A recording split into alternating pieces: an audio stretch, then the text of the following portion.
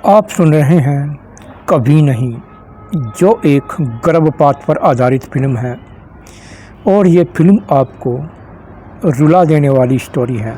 अब आगे की कहानी। तानिया माँ को देखकर बेसब्री से पूछती है, क्या हुआ माँ? क्या शुभम की शादी आपने रोक दी? क्या हुआ?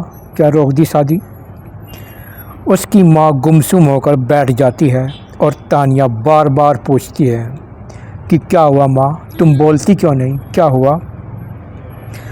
शकुंतला बोलती है, मैंने बहुत कोशिश की मगर तब तक बहुत देर हो चुकी थी। तेरी खुशियाँ बसने से पहले ही उजड़ गई है बेटी। यह सुनकर तानिया माँ से लिपटकर पूरी रोती है और दोनों माँ बेटी बहुत रोती हैं। उधर चंपा शादी से बहुत खुश हैं, मगर शुभम के चेहरे पर खामोशी छा चुकी है। सुहागरात उसके लिए एक डरावनी रात होती है। तभी पड़ोसी के घर से गाना बजने की आवाज़ आती है। गाने के बोलते हैं, जिंदगी का सफ़र है ये कैसा सफ़र, कोई समझा नहीं कोई जाना नहीं। ये गाना किशोर कुमार की आवाज़ में होता है और पड़ोस में रेडियो पर यह गाना बजता रहता है। किशोर कुमार का गाना सुनकर शुभम की आंखों में आंसू आ जाते हैं। दिन निकलता है, शुभम ऐसे होता है जैसे कोई पत्थर हो। हर वक्त उसकी आंख में पानी रहता है। उसे बड़ा पछतावा होता है कि किस तरह मैंने अपनी हंसती खेलती ज़िंदगी अपने ही हाथों उजाड़ कर रख दी। उसके माता पिता भी उसकी हालत देखकर परेशान हो जाते हैं। उधर वरुण प्रीति शकुंतला के पास आ जाते हैं।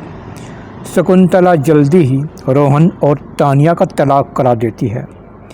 रोहन के माँ बाप दूसरे शहर दूसरी लड़की पसंद कर लेते हैं, मगर वापस आते समय उनकी कार का भयानक एक्सीडेंट होता है और दोनों मर जाते हैं। एक बार शहर में एक गज़ल गायक का प्रोग्राम होता है। चंपा शुभम के साथ प्रोग्राम देखने की जिद करती है। घर वाले दोनों को भेज देते हैं। उधर वरुण प्रीति भी तानिया को जोर देकर प्रोग्राम दिखाने लेकर चलते हैं। फिर शो देखने के लिए अंदर जाते हैं। अनजाने में तानिया शुभम के पास वाली सीट पर बैठती है और बराबर में चंपा होती है। यहाँ गज़ल गायक बेहद दर्द भरा गाना गाता है।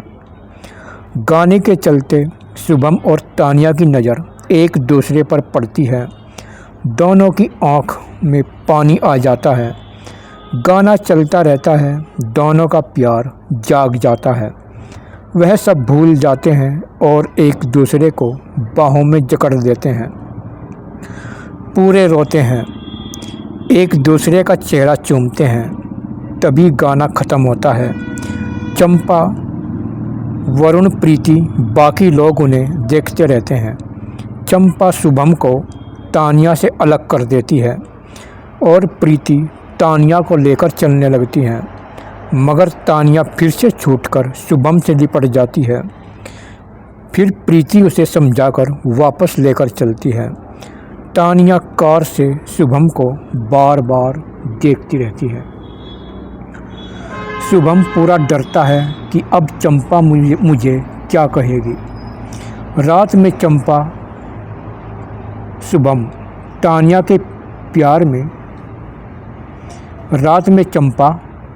और तानिया के प्यार के बारे में जान जाती है।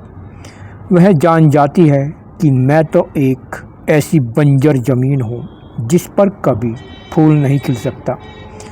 चंपा चुप रहती है और किसी से कुछ भी नहीं कहती। उधर तानिया शुभम को पाने के लिए तड़पती रहती है। माँ पर उसकी हालत देखी नहीं जा रही।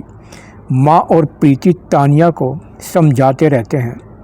तानिया शुभम को याद करके रात दिन रोती रहती है। उधर रोहन आवारागर्दी में अपनी दौलत लुटाता रहता है। उसे तानिया की याद आती है। उसने तानिया के साथ ब्लू फिल्म बना रखी थी। उसका तानिया को पता नहीं होता। रोहन सोचता है तानिया को ब्लैकमेल कर अपने दोस्तों के साथ उसके साथ रंगरलियां मनाऊंगा। वह तानिया को फ़ोन पर इन बातों को बताता है और बोलता है अगर तू नहीं आई तो वो फिल्म पूरे शहर में वायरल कर दूंगा। तानिया सुनकर बहुत परेशान हो जाती है। वह इन बातों को किसी को नहीं बताती। अगले दिन वह अकेली घर के आंगन में बैठी है। उस समय घर में कोई नहीं होता। रोहन का फ़ोन आता है। तानिया की आंखों में रोहन का कातिल चेहरा घूमने लगता है। वो सोचती है कि इसी ने मेरी बच्ची को मारा था। तानिया कमरे में जाकर रिवॉल्वर उठाती है और कार से चल पड़ती है। तभी प्रीति आती है। वह तानिया को कार में जाते हुए देखकर घबरा जाती है। उधर सड़क से ऑटो में शुभम और चंपा चल रहे हैं। शुभम तानिया को देखते हैं। वह ऑटो से कार का पीछा कराने को कहते हैं। उधर प्रीति के बताने पर वरुण और शकुंतला कार से चलते हैं। तानिया रोहन के ठिकाने पर आ जाती है। रोहन उसके दोस्त तानिया को देखकर आहें भरते हैं और उसकी तरफ बढ़ने लगते हैं। तानिया रिवॉल्वर निकाल उन्हें गोली मारना चाहती है मगर रोहन रिवॉल्वर छीन लेता है। गुंडे उसे बिस्तर पर डालकर कपड़े फाड़ने लगते हैं। वह चिल्लाती है। तभी शुभम और चंपा गुंडों पर आकर टूट पड़ते हैं। यहाँ भारी लड़ाई होती है। चंपा बहुत ताकतवर होती है। वह गुंडों के होश ठिकाने लगा देती है। तभी रोहन तानिया पर गोलियां चलाता है। तभी चंपा सामने आ जाती है और उसे कई गोली लगती है। शुभम रोहन पर टूट पड़ता है। तानिया चंपा को संभालती है। चंपा बोलती है मुझे तुम्हारे प्यार का पता नहीं था, नहीं तो मैं तुम दोनों के बीच कभी ना आती। आज से शुभम तुम्हारा है। चंपा तानिया का हाथ शुभम को देकर मर जाती है और दोनों रोने लगते हैं। तानिया को रिवॉल्वर दिख जाती है। वह रिवॉल्वर उठाकर गुंडों को भून देती है और अपनी बेटी को याद करके रोहन को भी भून डालती है। तभी वरुण शकुंतला आते हैं। माँ बेटी के हाथ में रिवॉल्वर देखकर खुश होती है कि जो काम पुलिस ने नहीं किया वह गुंडों को सज़ा देकर मेरी बेटी ने कर दिया। वह बेटी को शाबाशी देती है। तभी पुलिस का सायरन बजता है। शकुंतला तानिया से रिवॉल्वर लेकर कई गोली पड़े हुए रोहन को मारती है और पुलिस शकुंतला को गिरफ्तार कर लेती है। अदालत में शकुंतला सारे खून कबूल करती है।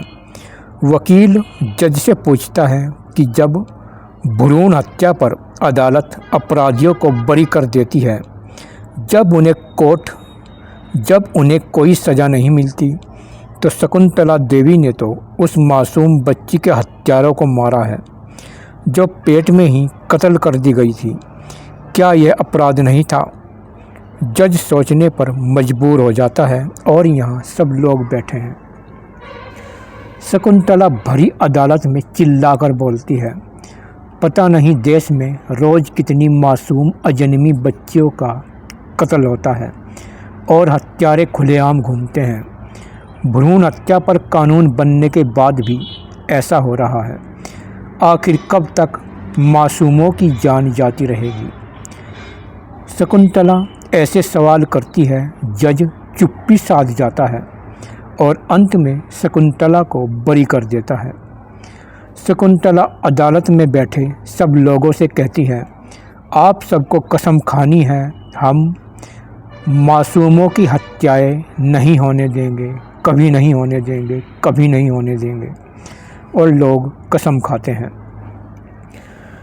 फिर शकुंतला देवी बड़ी धूमधाम से शुभम और तानिया की शादी करती है।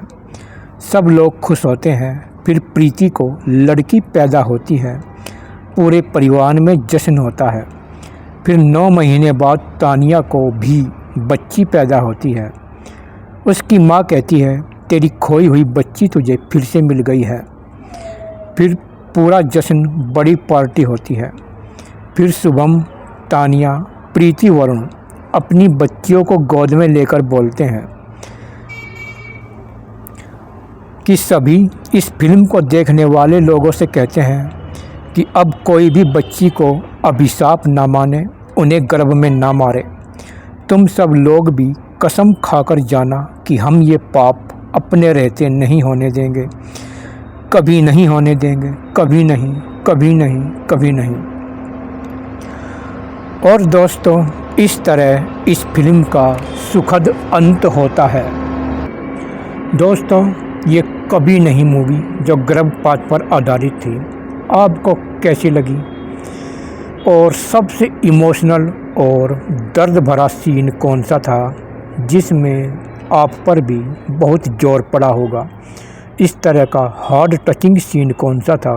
कमेंट में ज़रूर बताएं और इस कहानी के बारे में अपनी राय ज़रूर दें। और ये कहानी हमने लिखी है। अगर कोई भी इस फिल्म पर फिल्म बनाना चाहता है तो हमसे संपर्क करें। धन्यवाद।